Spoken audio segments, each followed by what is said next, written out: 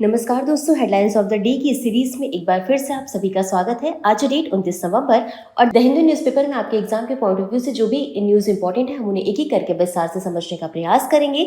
लेकिन एपिसोड की शुरुआत करेंगे हमेशा की तरह एक मोटिवेशनल कोट के साथ। कोट क्या है? कोट है, कोई भी अनुसंधान करने में कठिन परिश्रम और लगन की आवश्यकता होती है, कीमती उपकरण की नहीं। और ये कथन है सीवी रमन जी का।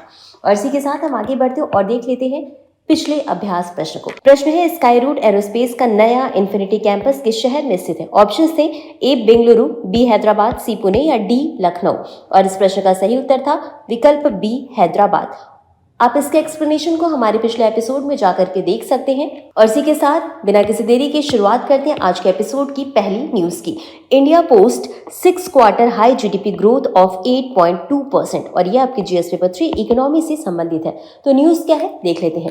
तो हाल ही में एक आंकड़ा आया जिसके अनुसार पता चला है कि वित्त वर्ष 2025-26 की दूसरी तिमाही यानी जुलाई से सितंबर में भारत की जीडीपी 6 तिमाहियों में सबसे अधिक रही, यानी कि 8.2% पर पहुंच गई है।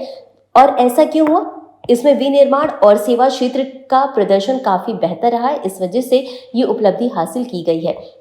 हालांकि सांख्यिकी और कार्यक्रम कार्यान्वयन मंत्रालय द्वारा जारी आंकड़ों से ये भी पता चला है कि 2025-26 की दूसरी तिमाही में वृद्धि पिछले वर्ष की इसी तिमाही में दर्ज 5.6% की वृद्धि से काफी तेज रही है। और इस वर्ष की पहली तिमाही में दर्ज वृद्धि 7.8% थी और इससे भी ये ज्यादा है, यानी कि इस वर्ष जो है वो कुल मिलाकर इस वित्तीय वर्ष की पहली छमाही में वृद्धि दर जो है वो 8% रही है। और इसी के साथ अर्थशास्त्रियों का ये भी कहना है कि वास्तविक जीडीपी वृद्धि दर, जिसमें कि मुद्रास्फीति का प्रभाव शामिल नहीं है, अपेक्षा से अधिक रही है, लेकिन 8.7% की अपेक्षाकृत कम नाममात्र वृद्धि दर दर्शाती है आर्थिक गतिविधि अभी भी धीमी है। हालांकि इस कम नाममात्र जीडीपी वृद्धि के कारण सरकार के 4.4% राजकोषीय घाटे के लक्ष्य को प्राप्त करना अधिक कठिन हो जाएगा, जिसे 10.1% के नाममात्र वृद्धि दर से जोड़ा गया है।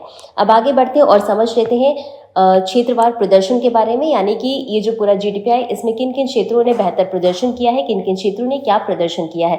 तो सबसे पहले विनिर्माण क्षेत्र की बात कर लेते हैं। तो विनिर्माण क्षेत्र ने 2025-26 की दूसरी तिमाहियों में 6 तिमाही के उच्चतम स्तर 9.1% की वृद्धि दर्ज की है, जो कि 6 तिमाहियों में सबसे अधिक रही है। और इसी के साथ सेवा क्षेत्र की बात करें तो सेवा क्षेत्र में भी वृद्धि जो है वो 9.2% की देखने को मिली है, जो कि पिछले वर्ष की दूसरी तिमाही में 7.2% थी। वहीं वित्तीय रियल एस्टेट सेवाओं की बात करें तो इसमें वृद्धि दर 10.2% देखने को मिली है। वहीं लोक प्रशासन और रक्षा जैसे क्षेत्र में 9.7% वृद्धि दर रही और इसी के साथ कृषि क्षेत्र में 3.5% रही है, जो कि पिछली तिमाही से कम देखने को मिली है। और इसी के साथ भारतीय अर्थव्यवस्था के वार्षिक आकलन में भारत के राष्ट्रीय खातों के आंकड़ों को दूसरा सबसे निचला ग्रेड सी दिया गया है।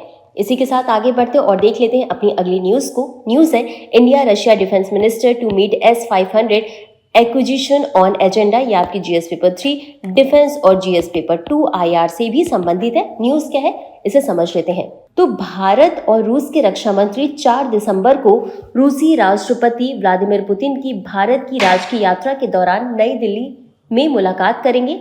रक्षा मंत्री राजनाथ सिंह अपने रूसी समकक्ष आंद्रे बेलोसोव के साथ रक्षा सहयोग की समीक्षा करेंगे और साझेदारी के नए रास्ते तलाशने के लिए बातचीत करेंगे। इसका उद्देश्य क्या है? तो इस बातचीत का उद्देश्य रक्षा सहयोग की समीक्षा और नए क्षेत्रों में साझेदारी को बढ़ावा देना है। और इसी के साथ इस पूरे एजेंडे में शेष S-400 वायु रक्षा प्रणालियों की समय पर आपूर्ति की चर्चा भी की गई। साथ ही साथ भारत अतिरिक्त S-400 इकाइयों के साथ साथ रूस की अगली पीढ़ी की S-500 प्रणाली प्राप्त करने की संभावना पर भी विचार कर सकता है, जो कि 600 किलोमीटर तक की बैलिस्टिक मिसाइल और 400 किलोमीटर तक के हवाई लक्ष्यों को भेदने में सक्षम है। हालांकि इस पूरी बातचीत में और भी कई रक्षा सहयोग पर बात की गई, जिसमें कि जहाज निर्माण में साझेदारी पर चर्चा की गई है, संयुक्त हथियार प्रणालियों के विकास को और मजबूत करने पर सहमति जताई गई है।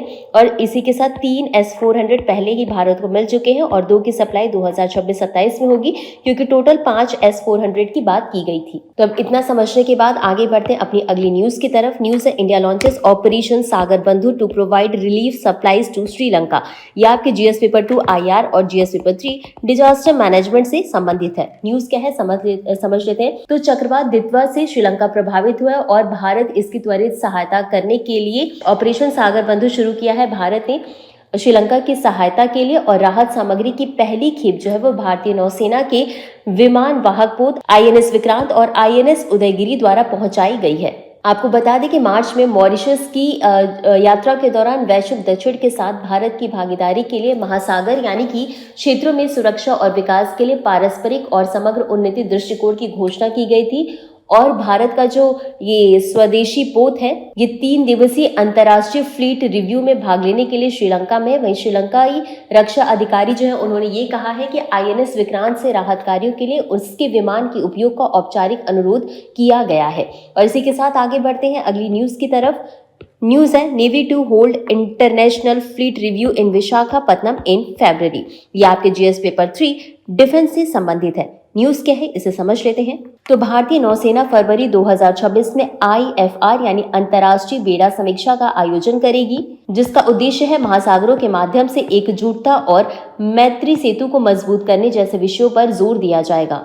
और इसका आयोजन कहाँ होगा? तो इसका आयोजन विशाखापत्तनम में किया जाएगा। वहीं भारत ने आखिरी बार 2001 में गणतंत्र दिवस के 50 वर्ष पूरे होने के उपलक्ष्य में IFR का आयोजन किया था और अब 2026 का यह अभ्यास जो है 75वीं वर्षगांठ के अवसर के साथ मेल खाता है। वहीं समुद्री क्षेत्र भारत की और आपको बता दें कि समुद्री क्षेत्र जो है भारत की विदेश नीति का केंद्र है। हालांकि इसमें कई चुनौतियां भी देखने को मिल रही है, जैसे कि समुद्री डकैती, जलवायु परिवर्तन, अवैध मछली पकड़ना, आर्थिक असमानता।